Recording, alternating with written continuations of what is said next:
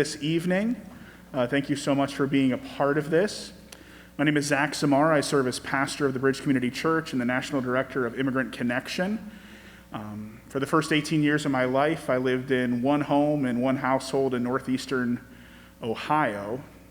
For the next 12 years of my life, I lived in over a dozen places in a bunch of states, countries, and continents. And then 8.5 years ago, moved to Logansport, and I love this place, and so this is where I'll spend the rest of my life, raising my family, and I really enjoy the community. If you've heard me speak before at different events, you've heard me share that I often compare communities to fabric, in the sense that you could put thousands of threads on a table, and they amount to nothing, but if instead of them being independent, they're interdependent. If they are not just an aggregate, but rather they are interdependent on one another and weave in and around and through, it creates strength and beauty and harmony. With that same analogy then, when there are tears or when there is a wear in fabric, you can just discard it, or if you care, like it's your favorite pair of pants and you're about to rub a hole in the knee, you know that you need to spend more time, energy, and you need to press more thread into that area. And so we gather tonight with the community forum because this is an issue that a lot of people have lots of opinions on, and it's near and dear to people's hearts, and you're passionate about it. And so we come together to listen and learn. Nationally, what I'm most known for is my work with immigration. That's probably a pretty hot topic. And so I'm used to being in the midst of places and groups and people that have lots of opinions that are very, very different. And what I've learned over the years working in that sector is that we have to humble ourselves and listen and learn to one another and have dialogue, and so that's what tonight is about. So how this is going to work is that for 40 minutes of time, one group is going to share, and I'll read their bios in a second. Then we're going to take a little intermission, and another group is going to share. And you guys will be empowered to have a voice through the note cards that were probably given to you when you came in. You are not empowered to have a voice by yelling and interrupting presenters when they share. We're not going to be gracious in that regard. If you create a disturbance and you yell and interrupt people when they have their 40 minutes to share, we'll give a warning, and then we have people who will introduce you to the door. Please respect one another, listen and learn, and if you have questions, if you're confused when someone shares, feel free to write it down. And the more we get through this initial part where people get to present, the more time we'll have to have your questions asked and answered. Does that all kind of make sense? Do we get kind of thumbs up? Great, okay, wonderful. So I'm going to share the bios of the group here to my left, and it'll go from your left to the right. So first we have Darcy Ackerman, who's the Senior Vice President of Growth and New Ventures, the Director of Research and Development for Heritage Environmental Services. Ms. Ackerman has 30 years of experience dedicated to the development of multi-million-dollar environmentally sustainable businesses and solutions. Throughout her career, she has held various management positions, all of which require deep knowledge of environmental regulations and the challenges industry faces regarding the waste byproducts and finding sustainable solutions. She holds a Bachelor of Science in Biology and Chemistry from Indiana University, Bloomington. She also attended Duke University, Fuqua School of Business, Executive Education, and the University of Notre Dame, Mendoza College of Business, Executive Education. Next to her is Patricio Madero, who's the Head of Strategy and New Business Development for Zinc Nacional. Mr. Madero joined Zinc Nacional in 2018 after spending 8 years at a leading global provider for the automotive industry, where he held a number of senior positions in purchasing, controlling, planning, and sales. He holds a Bachelor of Science in Mechatronics Engineering from the University of Monterey and an MBA with a specialization in global business and strategy from the Monterey Institute of Technology and the University of North Carolina at Charlotte. Next to him is Dr. Catherine E. Kelly, the president of Delta Toxicology. Dr. Kelly has been protecting people from the adverse effects of chemical and biological contamination for over 4 decades. She received her master's and doctorate degrees in environmental toxicology from Columbia University and her undergraduate degree in human biology from Stanford University. Her dissertation focused on the health effects of hazardous waste incineration. She has conducted risk assessments and published articles on the health effects of emissions of many facilities throughout the world including many types of combustion devices. And then there's Russell Kemp, the managing principal of Ramble. Mr. Kemp is a managing principal with Ramble, a global engineering and environmental consulting firm. He has 33 years of experience specializing in air quality management, environmental permitting for industrial facilities, litigation support, and environmental regulatory compliance. He holds bachelor and master's degrees in engineering from Virginia Tech and is a licensed professional engineer in 14 states, including Indiana. Not on the panel, but also I think in the audience to answer questions is Denise Barktel, who's the public finance attorney, Frost Brown Todd LLC. Ms. Barktel is a public finance attorney with more than 21 years of experience serving as bond counsel, underwriters counsel, trustee counsel, bank or purchasers counsel, and disclosure counsel in municipal finance transactions. She has also worked on general local government issues, including economic development, tax abatement, annexation, open door, and public records issue. While she's not here, when you have questions, if you have questions about finance and bonds, she'll be here to answer them. So now, as I said, let's listen and respect, and we have 40 minutes once they get their presentation up and running. If there's questions, feel free to write them down on those green cards, and we'll get to those at the second intermission.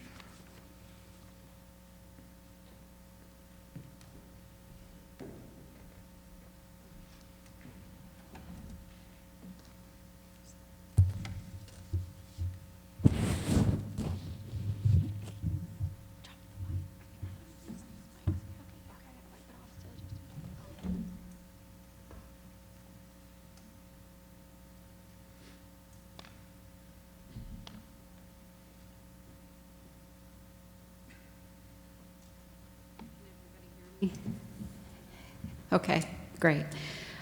First of all, I wanted to thank the CCCC for inviting Wales Sustainable Products tonight to this forum.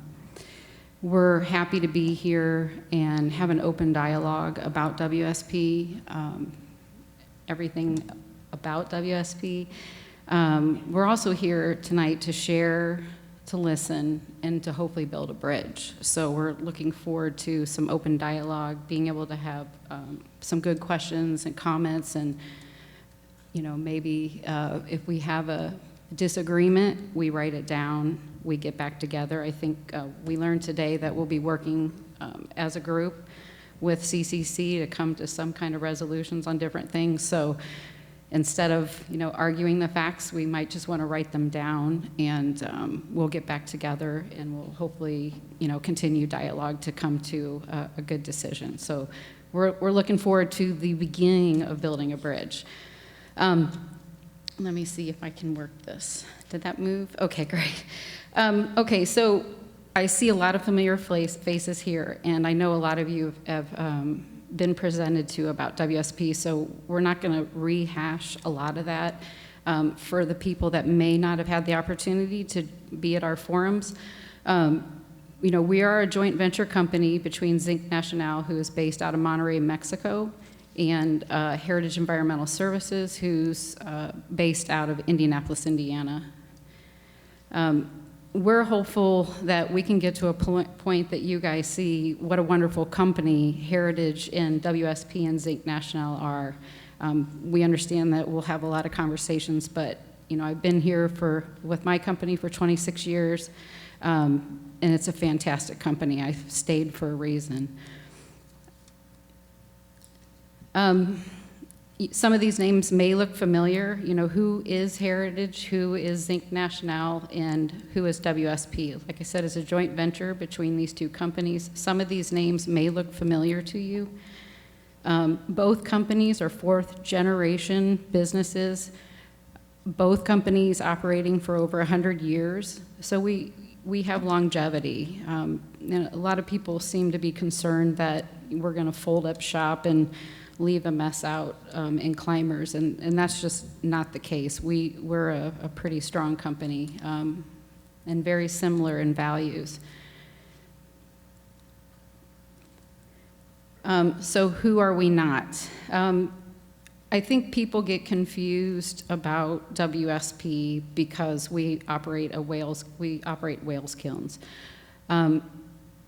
American zinc recycling has been brought up a lot in a lot of different areas, and The reality is that we don't own these companies. We've never owned these companies. And we hope that you will see that we shouldn't be compared to these companies. I'm just going to point out a couple. The Murrysboro, North Carolina facility is one that people have talked about catching on fire, and it was a pretty catastrophic fire.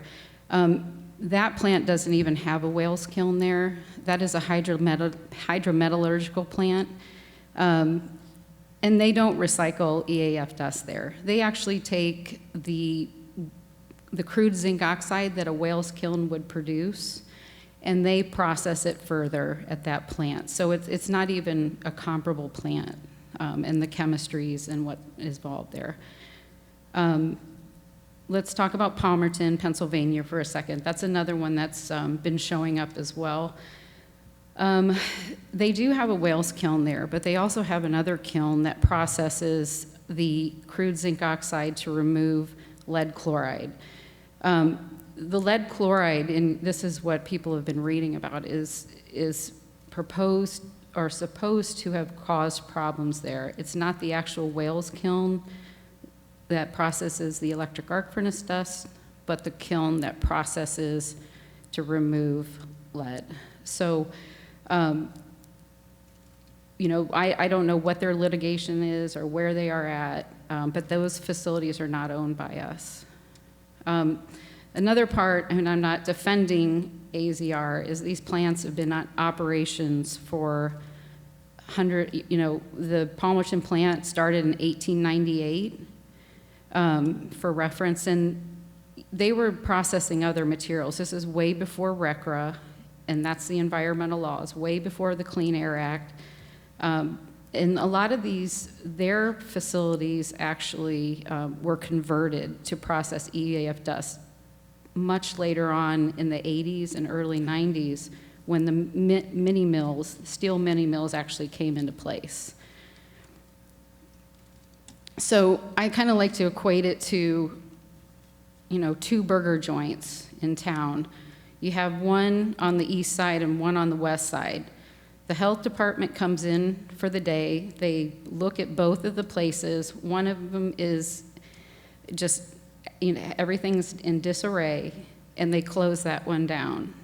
Is it fair to the guy on the other side of town to close them down because they have the same exact facility or restaurant?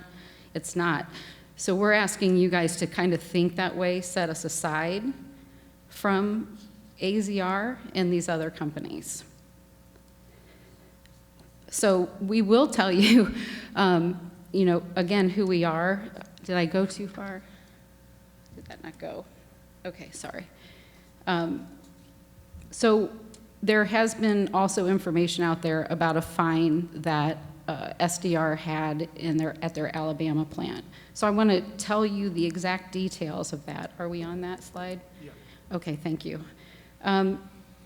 So this is the only fine that SDR has ever had. These are the details of that fine.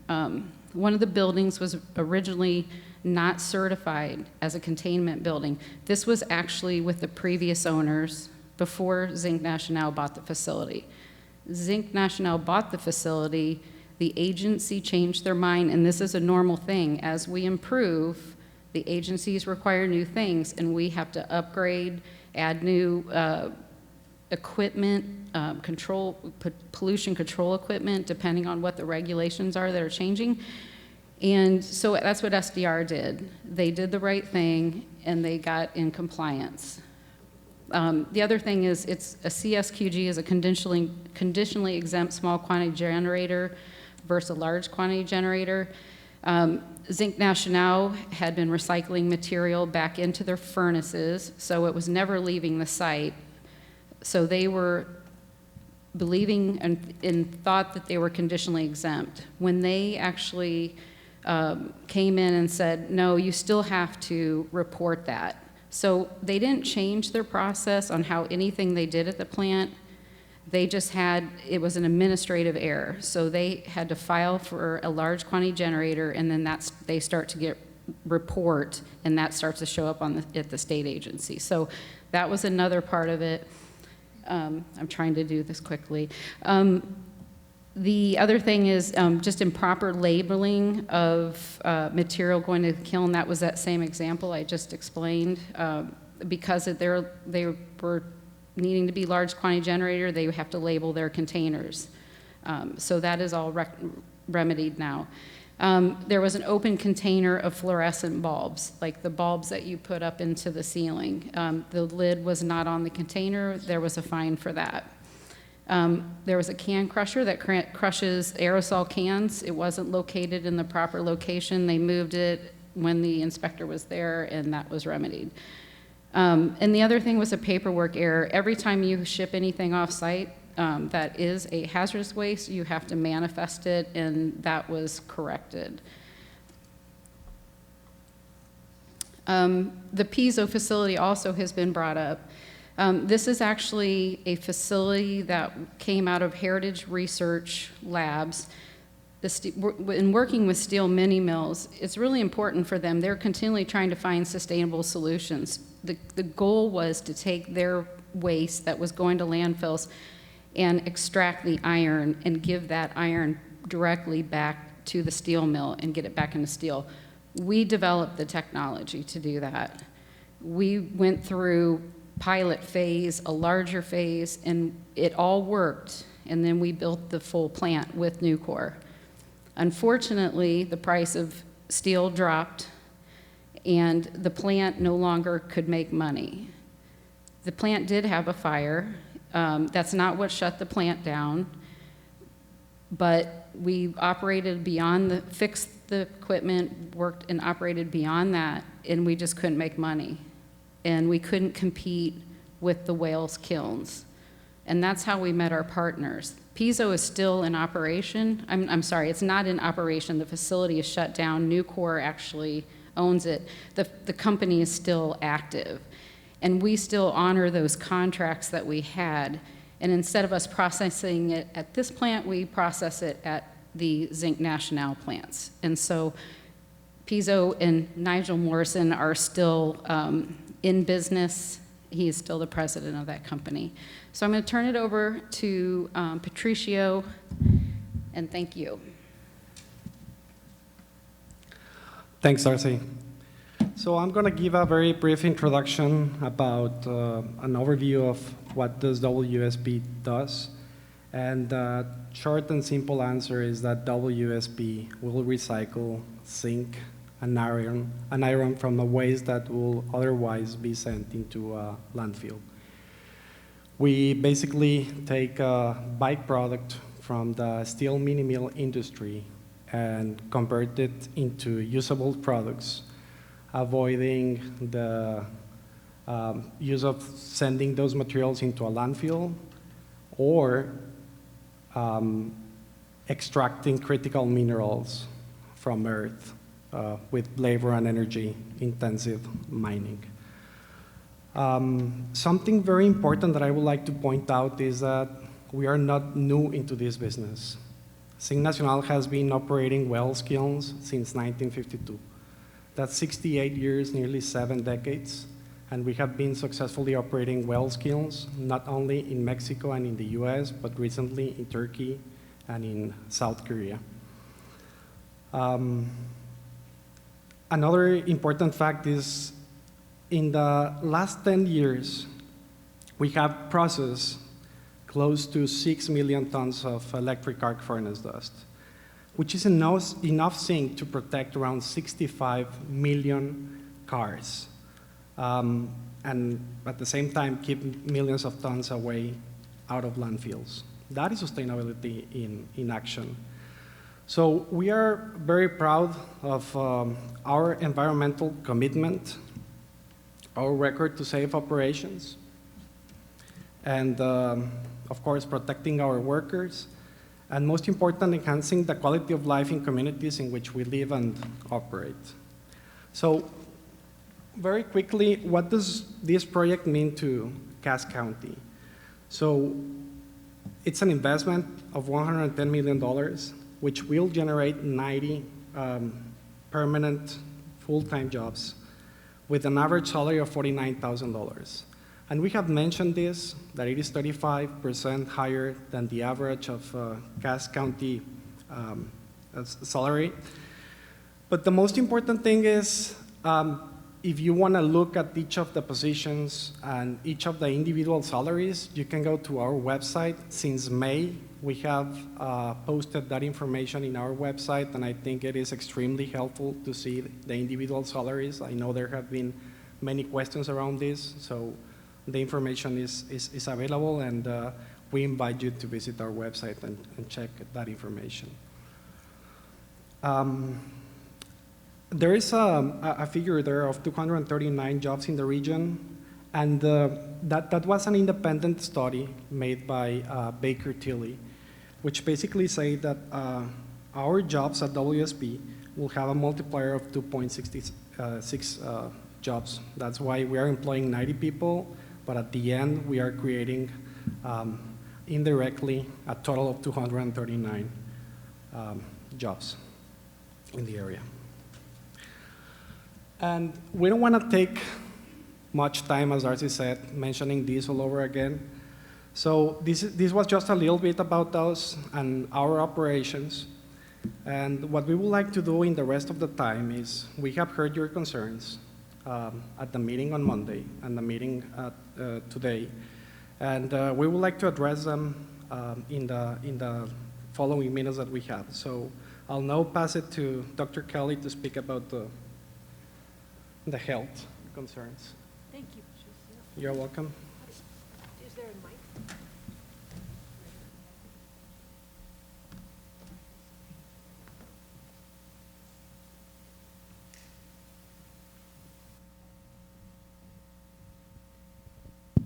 Thank you.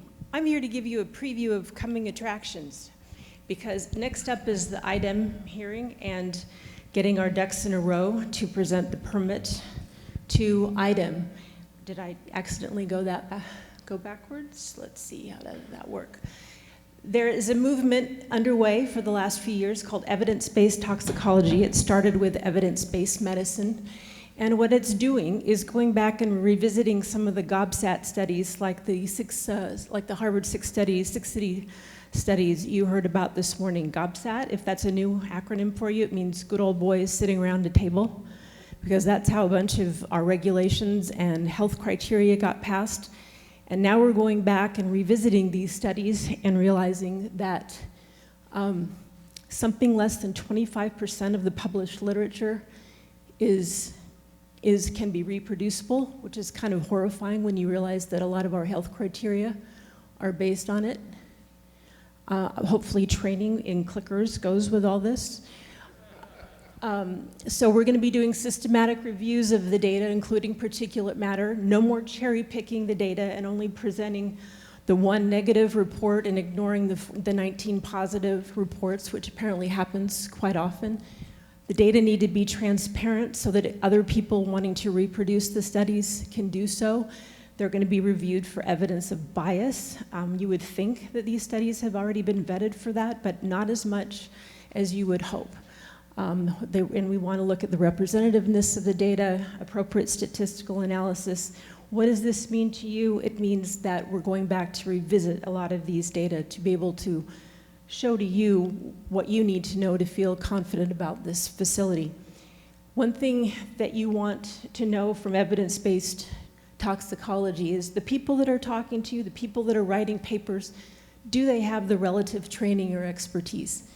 Would you call a pathologist, even a really good pathologist like Indra Frank, to design an oil pipeline? Would you trust a chemical engineer, even a really good chemical engineer like Malcolm Gerald, to vaccinate your child?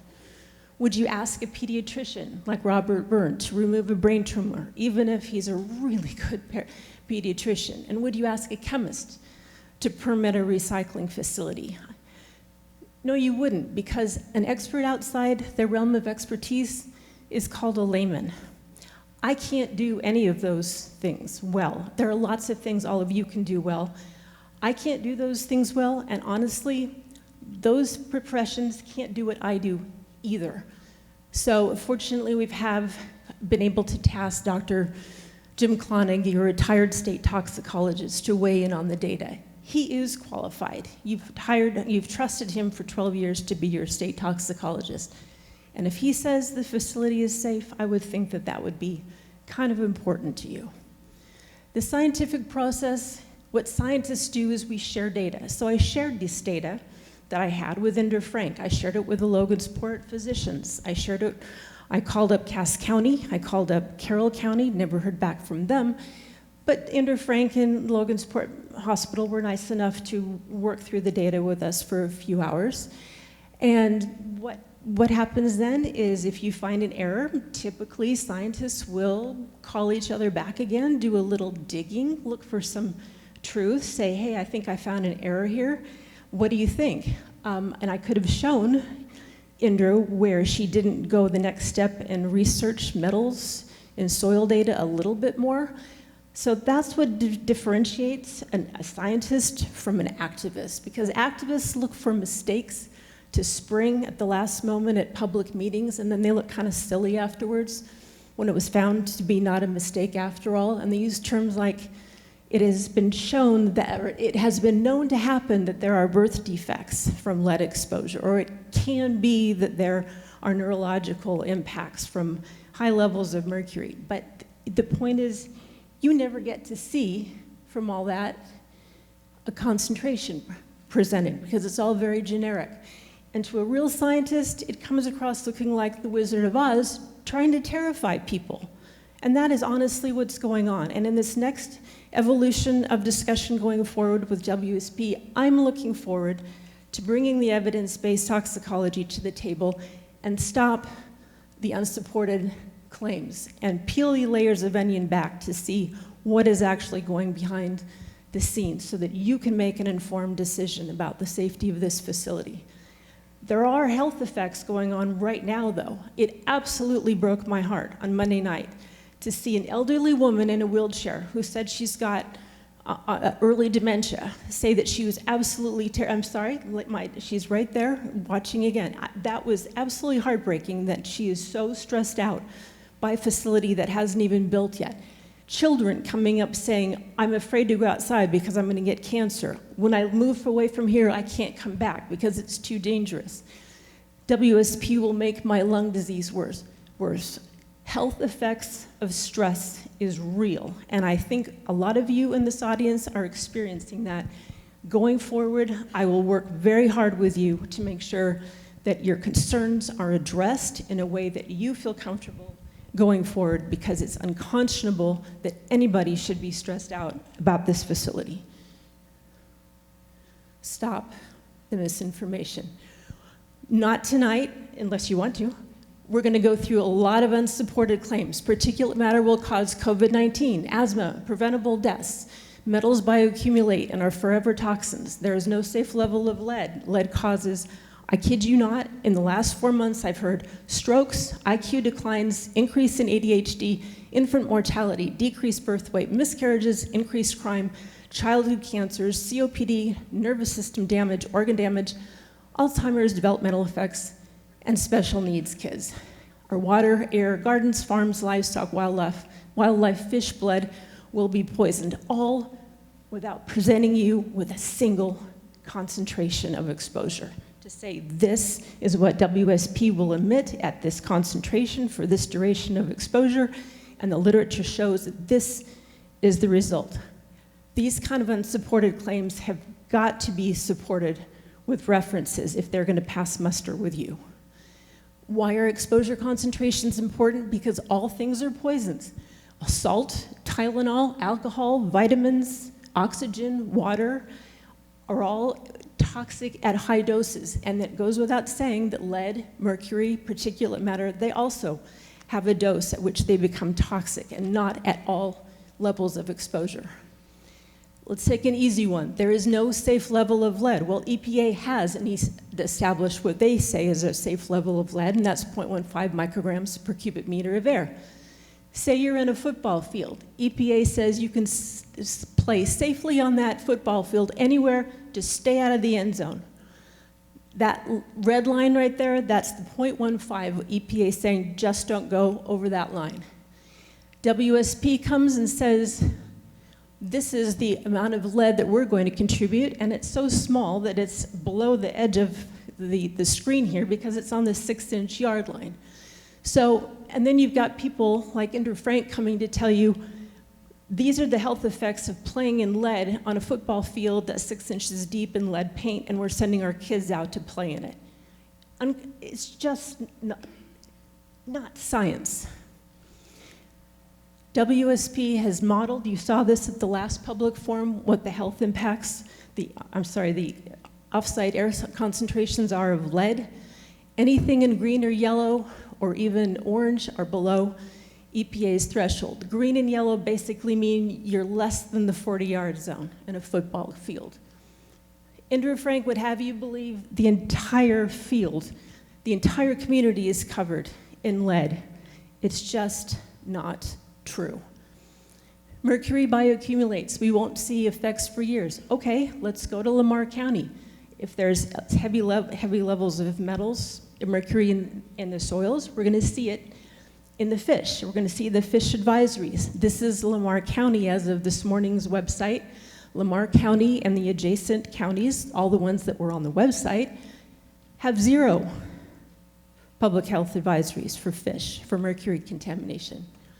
There are more claims, not tonight when we come back, but I want you to know we are actively trying to address them. WSP will emit radioactive cesium and Agent Orange. We actually have heard this. Logansport will have to wear face masks. It'll be 24/7 COVID-19 all the time. WSP will worsen climate change and cause heat stroke and flooding, and kids won't be able to live to be 5 because they'll die of cancer. And air pollution causes dementia. And the craziest of all, it's better to put EAFD in a landfill than to recycle it? Really? I mean, that's not even sustainable. So why are references important? So you can verify the data yourself without having to rely on others. People who will not share their data, information, or references with you do not want you to verify what they are saying. That is not science. And going forward, we're going to apply the rules of evidence-based toxicology and hold everybody accountable for these statements that they make so that they can prove to you, not just say it, prove to you that what they say is defensible by current standards of science. Here's another easy one. We heard on Monday and before, Cass County has the 3rd highest cancer rate in the state. That's not true. The fact is Cass County cancer incidence is below the state average, and it's even below the national average. The #1 preventable cause of cancer in the state is smoking. It's not PM10. That's hard data from the Indiana Department of Health. Another one on Monday we heard, infant mortality rates in Cass County are through the roof. The state is the 4th highest in the country, or Cass County is 4th highest. Fortunately, that's not true. That one got my attention. I thought, well, we really need to get to the bottom of that. Here's the state of Indiana Department of Health. Took less than 5 minutes to find this on the website. The most recent data, 2013 through 2017, show infant deaths 1.2982 per 1,000 live births, and the infant mortality rate, that's in here in red. And you don't see it because in the tiny print up above it says unstable rates do not appear on graph. That means the state is saying the infant mortality rate is, there's so few kids that are dying, so few infants that are dying that we can't reliably calculate a number. So how can you say that it's the 4th highest when it's not even being calculated by the state? Particulate matter. We're all exposed to particulate matter in fireworks, summer barbecues, fireplaces, pet dander, pollen, and even the highway going through town and the roads that you were exposed to coming here. This was what the air quality was for particulate matter yesterday at 3 o'clock in the afternoon. It was pretty good. All the green is below 50, moderate is 51 to 100. This is what I'm going home to. You can't quite see Lake Tahoe blocked out in the back, but the blue dot is where I live, and that was Lake Tahoe at 3 o'clock yesterday. I want to thank you. You guys, this is so much data. We're looking forward to coming back for more. I've loved visiting Indiana, getting to know the state better, which I didn't know well. Loved walking around Eagle Creek Reservoir on Wednesday after the presentation. Thank you so much for your interest in these issues and for coming out on a beautiful evening to share this with us. I look forward to getting a lot more comments from you. Thank you. Are we good?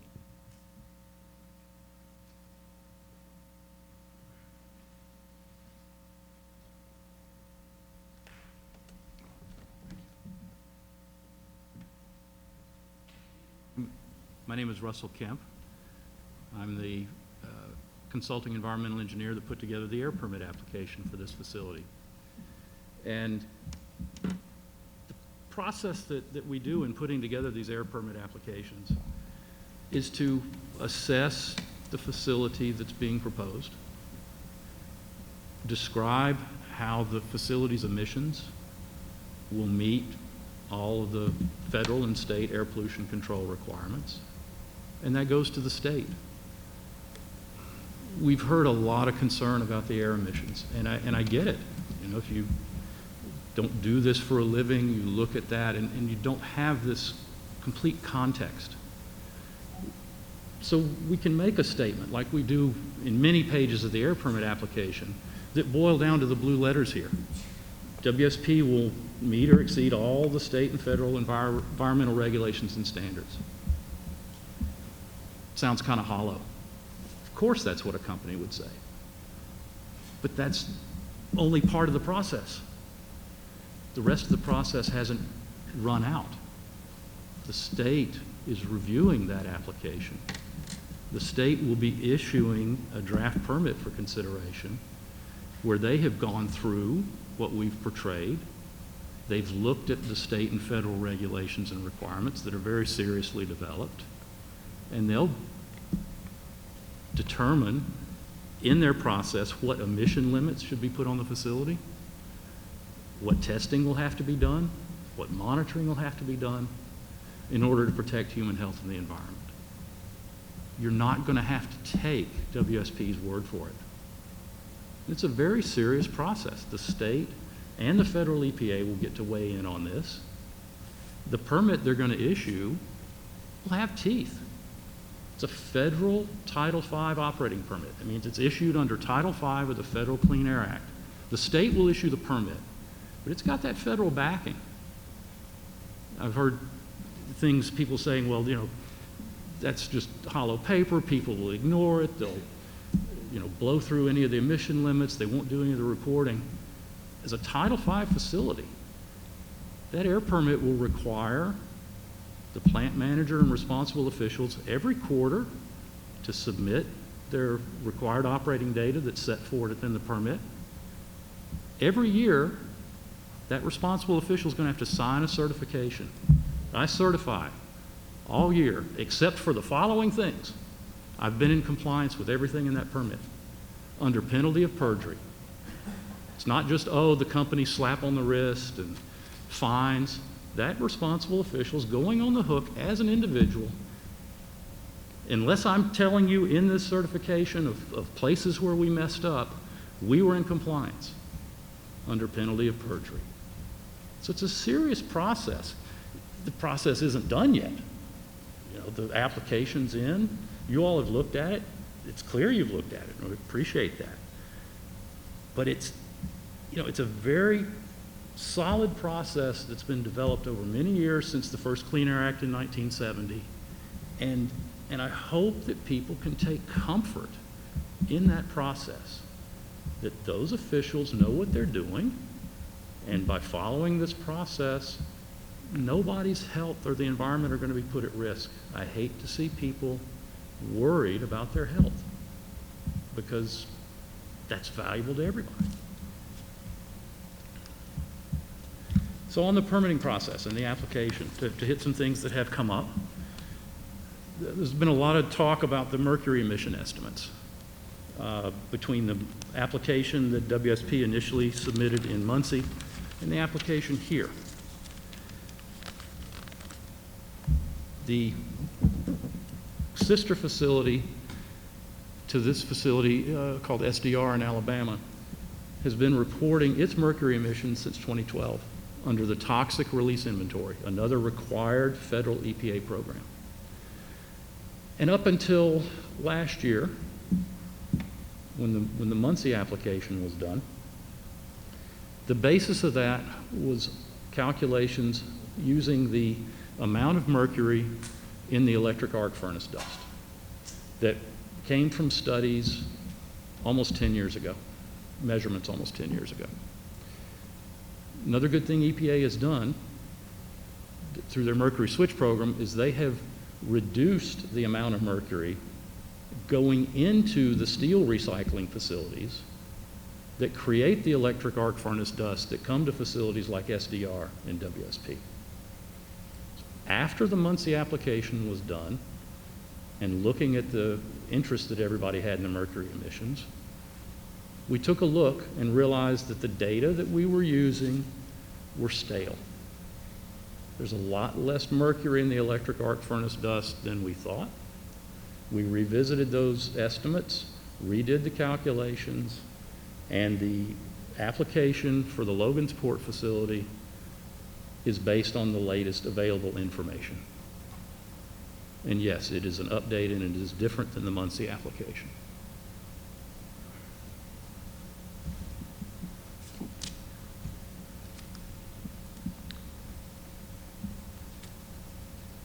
The facility will have modern, up-to-date pollution control equipment. It's primarily, as been described at the last forum and other meetings, fabric filters, bag houses. Air comes out of the furnaces, the kilns, goes through these large filters, much like a vacuum cleaner bag, get caught. The interesting thing about this particular process, the main process unit, these Wells kilns, the facility's product is what's being captured in those bag houses. It doesn't always happen that the facility's profit motive to not lose product aligns exactly with the environmental goal. The facility doesn't want to lose any more dust to the air than it can get, it wants to minimize that. The more that's caught, the more they can sell. So it's a pretty nice setup that way. The facility will have, as the facility in Alabama has, continuous opacity monitors, shown here, on the stacks from the two Wells kilns. Opacity is a fancy word for how dark is the smoke or how dark is the dust. So these two blue devices, one's on each side of the stack. Light passes between them.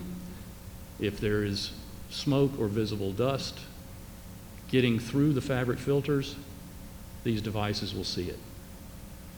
It'll alert the facility there's something up, something needs to be done. Now, the company announced sometime, I think, at the last forum, to voluntarily put these devices on, just like the Alabama facility has. But they've also made the request to IDEM to include the requirement in the permit that's pending to install and operate and maintain these devices and report the results. So the draft permit will include that obligation.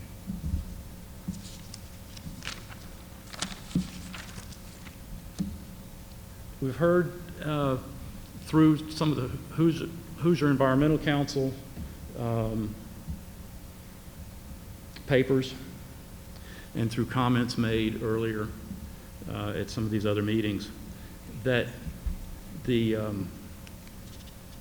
facility ought to consider having a wet electrostatic precipitator.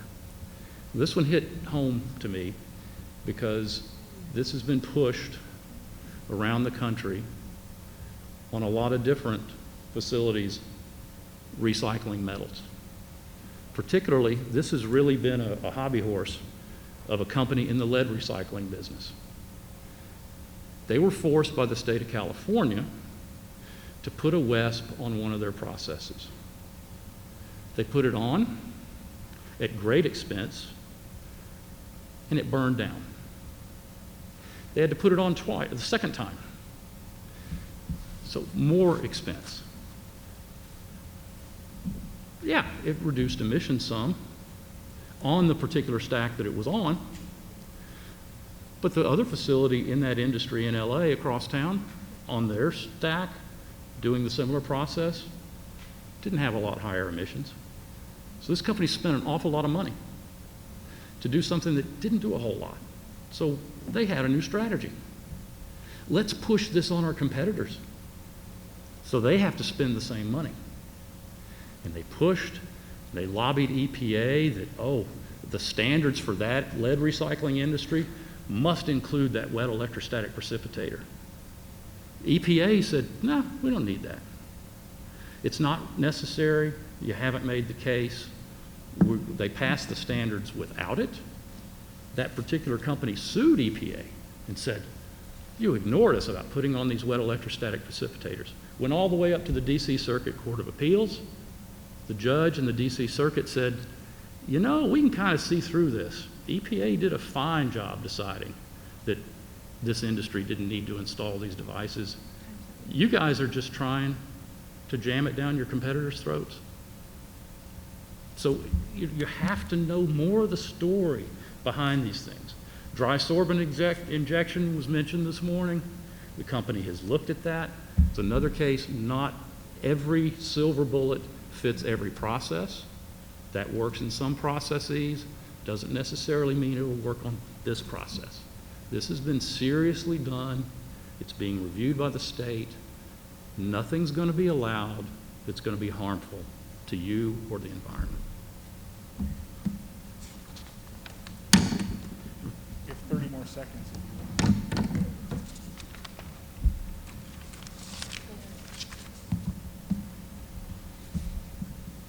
Okay, we're going to take a 10-minute intermission right now, and so I think that means we'll be back right at 7 o'clock for the next presentation. Remember, if you have questions for the group that just shared, please write those on the green card and put those into the box. But come back in 10 minutes if you need to stretch, if you need to hit the bathroom or anything like that. We'll see you at 7 o'clock, right on time, so we can have as much time as possible for questions.